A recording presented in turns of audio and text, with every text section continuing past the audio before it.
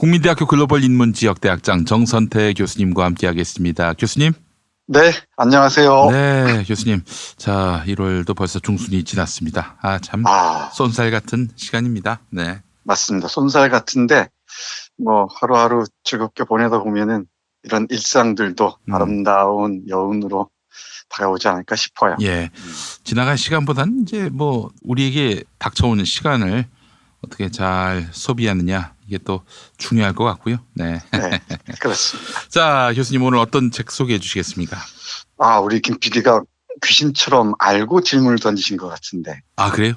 네, 오늘 바로 일상의 문제와 관련된 에세이들, 기타 다른 주옥 같은 에세이를 담고 있는 작가 김훈의 산문집 바다의 기별 골랐습니다. 예, 작가 김훈.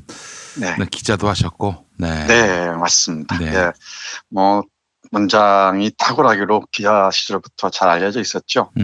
특히 문화부 기자로서 이름을 날렸었습니다. 그런 필력은 어떻게 뭐 취재 활동하면서 이제 축적한 것도 있겠지만은 기본적 소양이 있어야 되는 것 아닌가? 맞아요. 소양이 있는 것 같아요. 네. 김훈을 아시는 분들은 잘 아실 테지만 김훈 작가의 아버님이 식민지 시대부터 김구와 함께 하면서 언론인, 문화인으로서 뭐 글발을 날렸다고 얘기를 하네요. 네. 그런 피해 흐름이 있긴 한 것 같습니다. 네. 그래서 그 당시 김훈의 문학기행 같은 건 뭐 많은 사람들의 눈길을 끌었었죠. 네. 그러다가 작가로 접어들어서 우리가 잘 아는 칼의 노래, 현의 노래. 네네. 잘 아시죠? 네. 강산모진. 그리고 단편들도 뭐 기가 막힌 글들이 아주 많이 있습니다. 네. 네. 근데 쿨하고 시크한 분으로 알려져 있습니다. 네, 교수님. 이제 네. 칼의 노래는 이제 이순신 장군 이야기를 다룬 건데. 네, 그렇습니다. 역사적 사실과 이거를 이제 소설화했을 때 어디까지 픽션이 허용되는 겁니까? 그건 뭐 보는 관점에 따라 얼마든지 다를 수가 있습니다. 이름만 남겨놓고 다 날조해도 됩니까? 그건 날조라고 하지 않죠. 소설적 상상력으로 빚은 것들이죠. 예를 들면은 대장금 같은 역사 드라마 있지 않습니까? 네. 그런 건 역사 사서에 뭐 2줄인가 나온다 그래요. 2줄 나오는 그 정보, 최소한의 정보를 가지고 그 어마어마한 드라마를 만들지 않습니까? 그러네요. 실제로도 안시성 전투 같은 경우도 삼국유사인가요? 뭐 한 줄, 2줄 나오나? 맞아요. 네. 그거 갖고 그 어마어마한 드라마를 또 만들어냈던 것이 아닌가. 맞습니다. 예.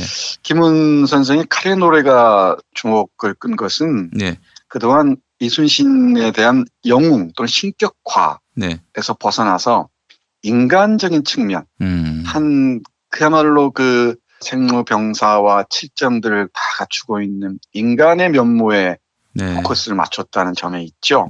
그러니까 식민지 시대 이후 박정희에 의해서 이순신이 대단히 신격화되지 않았습니까?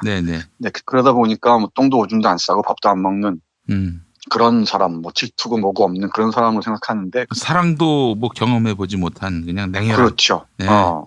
정말 온갖 감정들을 다 안고 사는 뭐 인간의 모습을 그대로 간직한 일 수밖에 없었던 것인데 그런 점에 초점을 맞추는 게 많은 사람들의 지지를 얻었던 것 같습니다.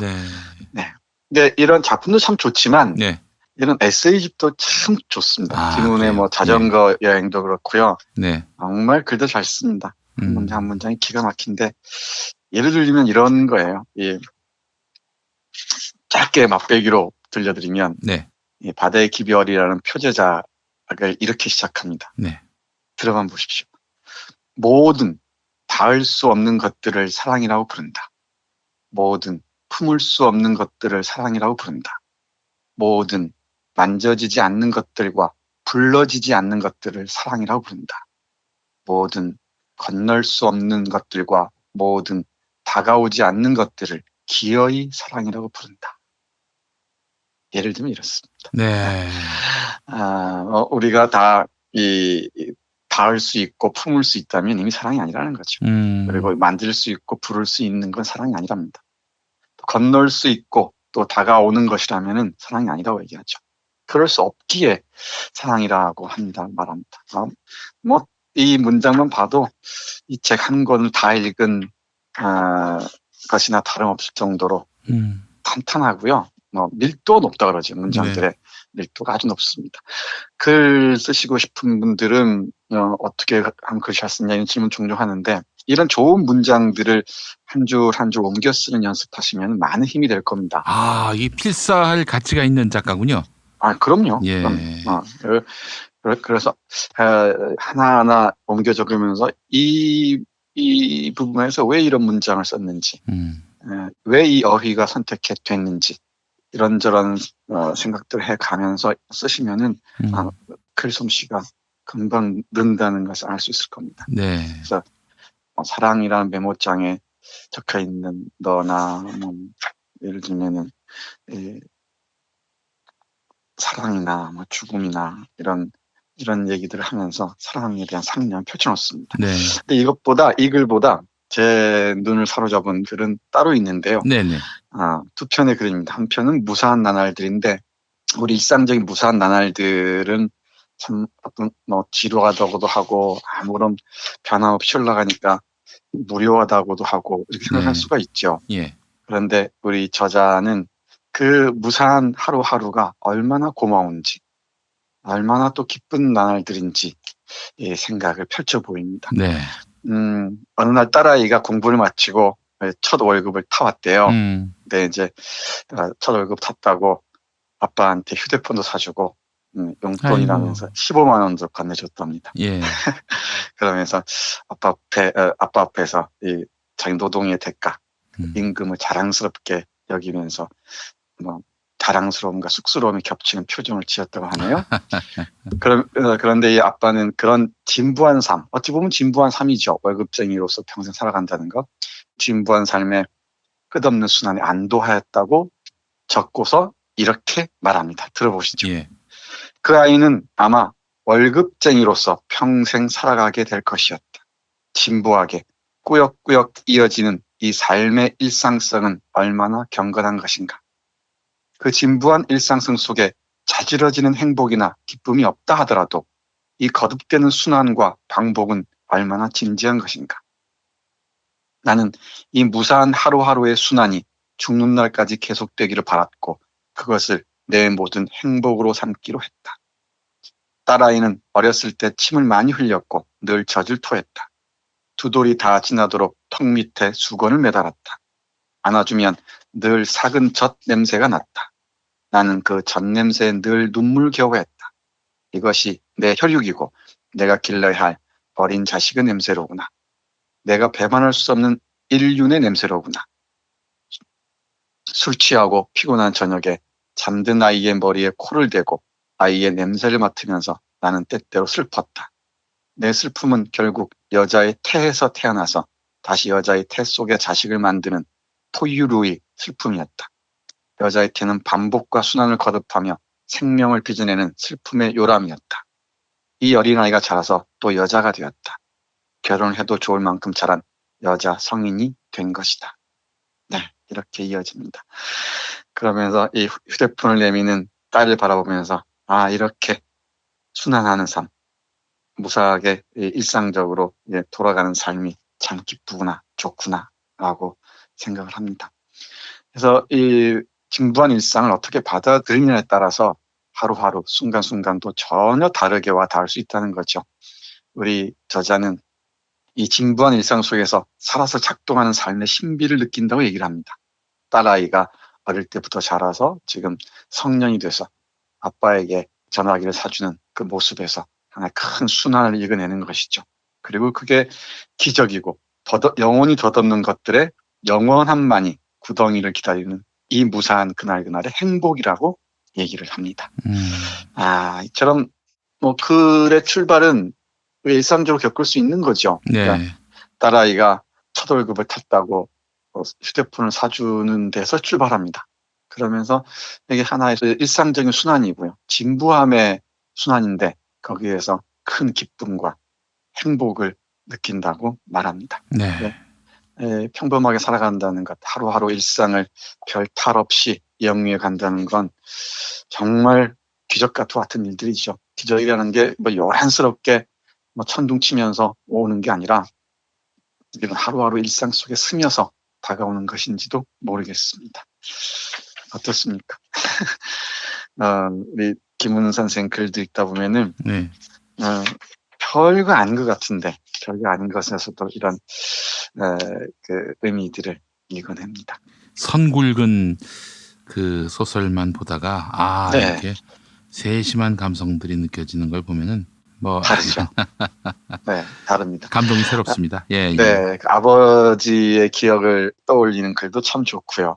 그리고 소방차를 떠올리면서 쓴 글도 정말 좋습니다. 네. 그 전쟁통에 이 김훈 선생이 살던 집 근처에 소방서가 있었다고 하네요. 네. 근데 그 막루에서 소방차가 자신들을 지켜준다는 생각에 그렇게 뿌듯하고 뭐랄까요, 안도할 수가 없었다고 얘기를 합니다. 하면서 이 소방차가 오는 소리에서 생명을 구하는 아주 고귀한 소리를 듣는다고 얘기를 해요.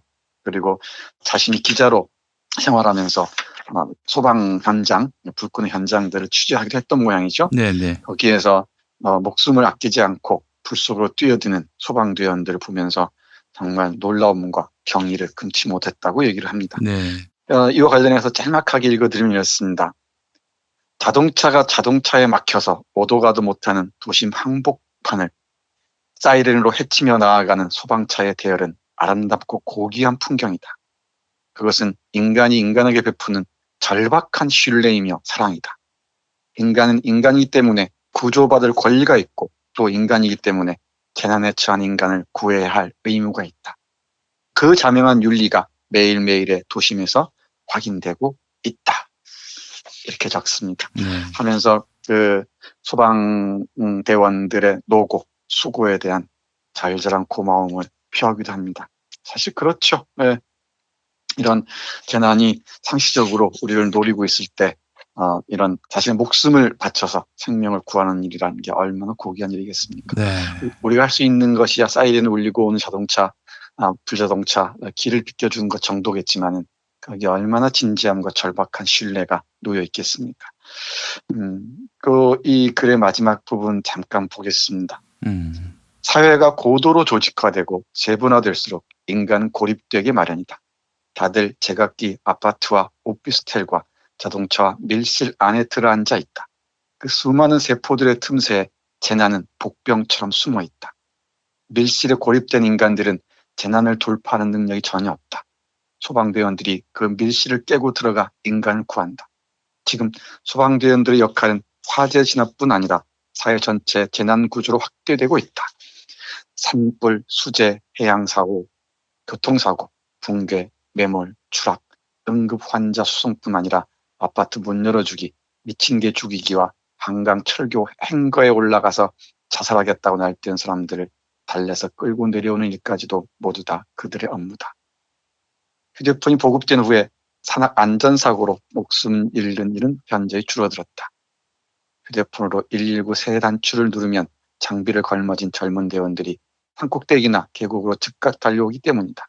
그 대원들은 이 사회의 기초를 지키고 버텨주는 안전판이고 인간에 대한 사랑과 신뢰를 실천하는 보살들이다.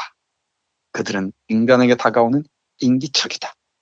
네, 이렇게 했습니다. 네. 소방대원들에게 바치는 응원과 격려의 글이라고도 볼 수 있을 것 같습니다. 그뿐만 아니고 인간을 어려움에서 구해내는 그 숭고한 작업이 우리 삶에서 일상화해야겠죠. 며칠 전에 누군가요? 이인영 대표였던가요? 네. 이인영 대표 원내대표가 뉴스공장에 나와서 얘기를 하던데 아니다 윤건영 네.